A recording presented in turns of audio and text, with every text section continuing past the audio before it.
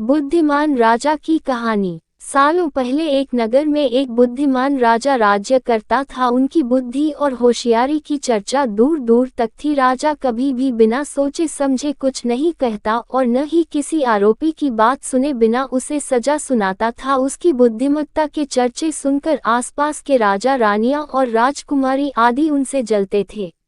इसी जलन के चलते सभी उस राजा की बुद्धिमत्ता की परीक्षा लेने के लिए नए नए तरीके अपनाते थे। हर बार राजा दूसरे राज्य के शासकों द्वारा ली गई परीक्षा में खरा उतरकर खुद को होशियार और योग्य राजा साबित करता था।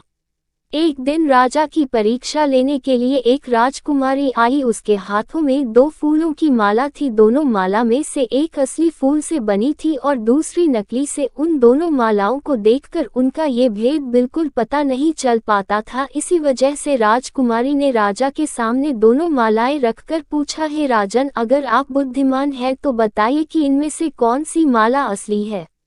राजदरबार में बैठे सभी दरबारी माला को देखकर हैरान थे, क्योंकि किसी को समझ नहीं आ रहा था कि असली फूलों की माला कौन सी है। सभी इस सोच में थे कि राजा कैसे बता पाएंगे कि असली फूलों की माला कौन सी है।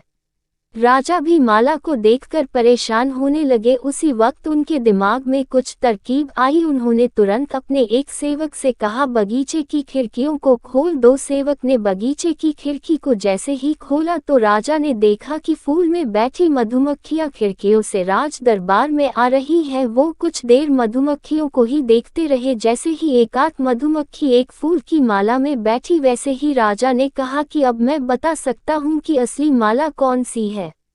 राजा ने तुरंत उस माला की तरफ इशारा किया जिस पर मधुमक्खी बैठ रखी थी। राजा की होशियारी देखकर दरबार में मौजूद सभी उनकी तारीफ करने लगे। सभी कहने लगे कि हर राज्य को आपके जैसे ही बुद्धिमान राजा की जरूरत है।